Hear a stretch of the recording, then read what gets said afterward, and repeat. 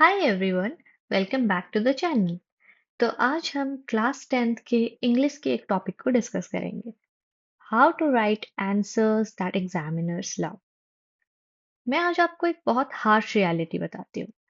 हर साल हजारों students class 10th के एग्जाम्स में इंग्लिश के पेपर में करेक्ट आंसर्स लिख के आते हैं, बट स्टिल 2 से 4 मार्क्स घट ही जाते हैं। ये इसलिए नहीं होता है कि उन्हें इंग्लिश नहीं आता है या फिर उन्हें करेक्ट आंसर्स नहीं पता है, पर उन्हें ये नहीं पता होता है कि एग्जामिनर्स आंसर शीट इवैल्यूएट कैसे करते हैं।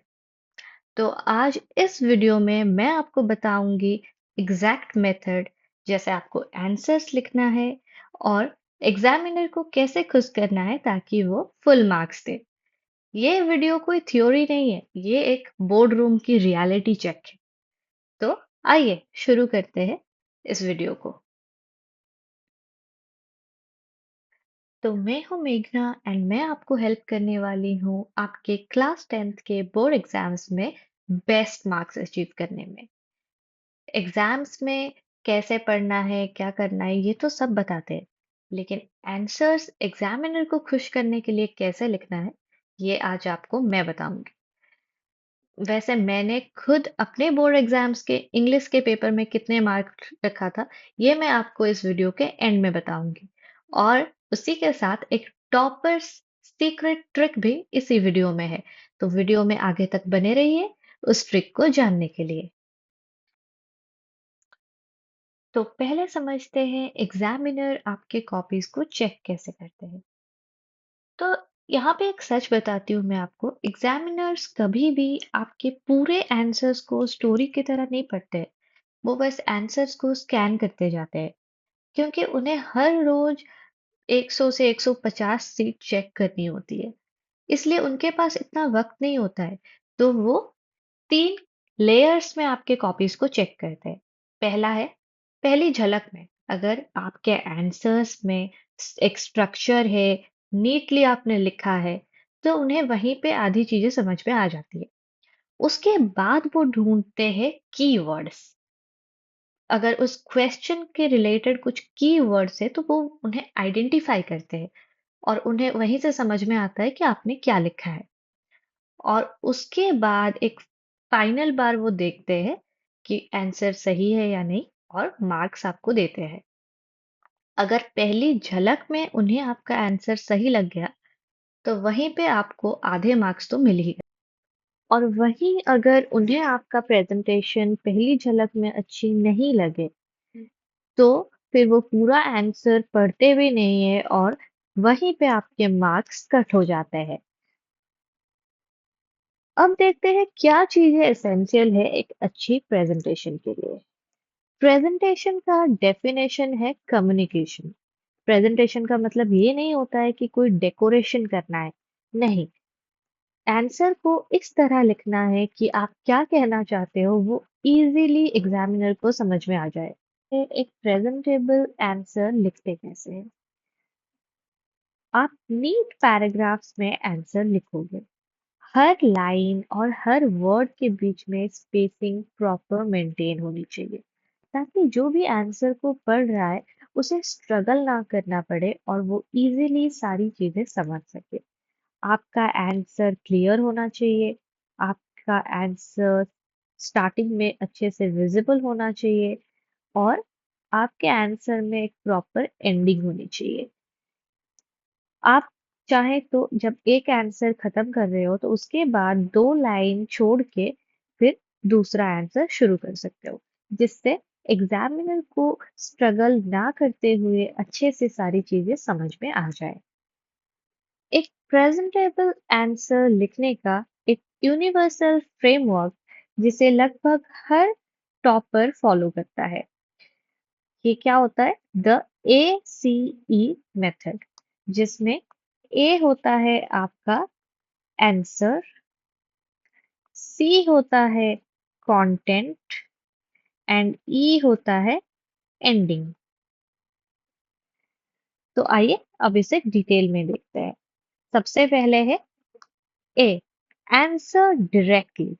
आप बिना बात को घुमाए फिराए बिना आंसर को ज्यादा स्ट्रेच किए, जो आपको क्वेश्चन पूछा गया है उसी से आप आंसर शुरू करोगे। आपका पहले का एक या दो लाइन क्वेश्चन को इको करना चाहिए। मतलब क्वेश्चन के कुछ की वर्ड्स आप पहले के एक या दो लाइन में इस्तेमाल करोगे, जिससे एग्जामिनर को ये समझ में आएगा कि आपको क्वेश्चन समझ में आ गया है और आपने सही आंसर लिखा होगा। जैसे कि यहाँ पे Why was Lencho confident? अगर आप ये ऐसे शुरू करोगे, Lencho was a poor farmer, उसका बैकग्राउंड देने लग जाओगे, तो एग्जामिनर को लगेगा आपको आता नहीं था, इसलिए आपने वहां पे स्टोरी टेलिंग की है। पर एक गुड स्टार्ट क्या होगा? Lencho was confident that God would help him because he had deep faith in divine justice. तो यहाँ पे जो क्वेश्चन का कीवर्ड था कॉन्फिडेंट, वो हमने आंसर के स्टार्टिंग वर्ड्स में यूज किया है।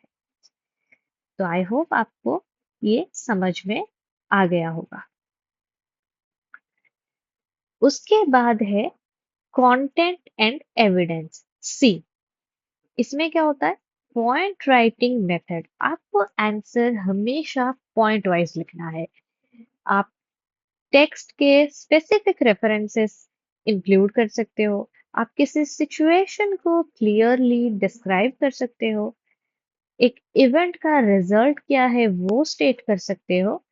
और हर आइडिया का एक या दो पॉइंट आप लिखोगे, और हर पॉइंट में 2 से 3 लाइन हो सकता है। जैसे कि यहाँ पे his crops were destroyed by hailstorm, leaving him helpless. Instead of losing hope, he wrote a letter to God for help. This shows his strong belief and innocence. यहाँ पे हर आइडिया का एक एक पॉइंट लिखा गया है और हर पॉइंट में एक लाइन है। तो जब पॉइंट वाइज आंसर लिखा जाता है तो सामने वाले को या पढ़ने वाले को समझना बहुत इजी हो जाता है। उसके बाद एक आंसर का एंडिंग कैसे करना है? एंडिंग में हमेशा इंसाइट रखना है आपको। इंसाइट क्या होता है? एक मैसेज या फिर एक वैल्यू। और यही चीज टॉपर्स अपने आंसर में इस्तेमाल करते हैं, और उससे उनके आंसर्स बाकी स्टूडेंट के आंसर्स से यूनिक हो जाते हैं। जैसे कि एक concluding line, the chapter highlights that faith gives emotional strength in time of crisis। इसमें एक मीनिंगफुल कंक्लूडिंग लाइन था, जो एक एवरेज आंसर को एक एक्सीलेंट आंसर में कन्वर्ट कर सकता है। और ये चीज एग्जामिनर्स को बहुत यूनिक लगती है। और इससे ये भी समझ में आता है कि आपको स्टोरी की थीम भी समझ में आ गई है, ना कि सिर्फ स्टोरी। और यहीं पे आप अपने पूरे मार्क्स कंफर्म करवा सकते हो। हम तब से बात कर रहे थे कि कीवर्ड्स को मेंशन करना है आंसर्स में, क्योंकि ये आपके मार्क्स स्कोरिंग वेपन होते हैं। अब ये समझते हैं कि कीवर्ड्स एक्चुअल में होते क्या है। कीवर्ड्स एक्चुअली सीबीएसई के मार्किंग स्कीम का एक बहुत इंपॉर्टेंट पार्ट होता है, क्योंकि जब सीबीएसई मार्किंग स्कीम इवैल्यूएटर्स को देती है तो उसमें पूरे आंसर्स नहीं लिखे होते हैं।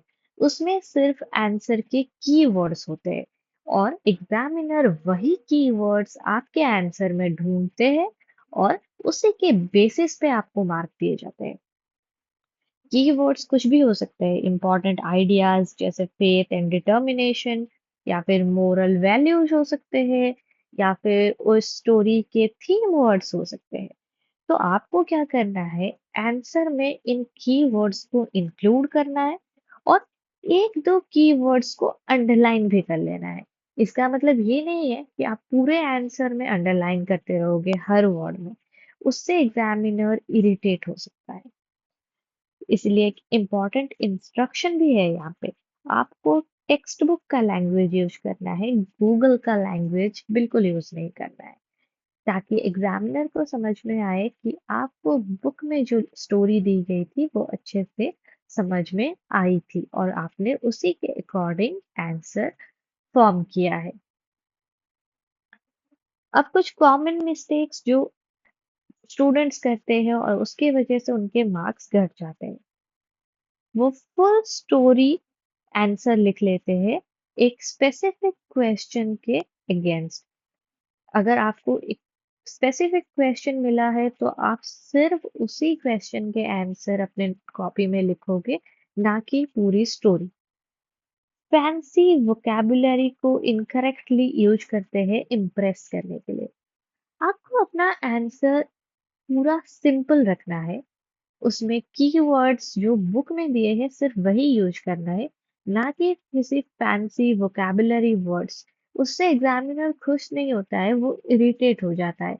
क्योंकि जब आप ज्यादा हाई स्टैंडर्ड या फिर ज्यादा फैंसी वर्ड्स इस्तेमाल करने की सोचते हो तो आप कई बार उन वर्ड्स को गलत तरीके से प्लेस कर देते हो और आंसर का पूरा मतलब ही चेंज हो जाता है।